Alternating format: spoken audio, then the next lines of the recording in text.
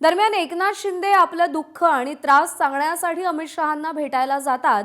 सध्या सुप्रीम कोर्टातल्या सुनावणीच्या पार्श्वभूमीवर चर्चा करण्यासाठी ते गेले असतील अशी प्रतिक्रिया नाना पटोलेंनी दिली आहे।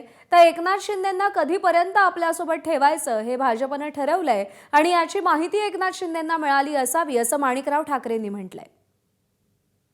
ते आपलं दुःख सांगतात, जे त्यांना दुःख आहे महाराष्ट्रामध्ये जो त्रास आहे फडणवीसांकडून, ते दुःख सांगायला वारंवार ते जातात। आणि मला असं वाटतं की आता माननीय सुप्रीम कोर्टामध्ये चिन्हाचा पण प्रश्न आहे, त्याच्यावरही काही चर्चा करायला गेले असतील।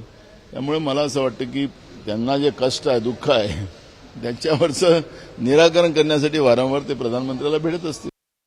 की कधी ना कधीतरी बीजेपी त्यांची साथ सोडेल आणि अशा प्रकारे जर कुठे निर्णय झाला तर बीजेपी किती दिवसपर्यंत त्यांना घेऊन जाईल याबद्दलची शंका त्यांच्या मनामध्ये आहेत आणि त्यांचा कालावधी सुद्धा बीजेपीने ठरवलेला आहे।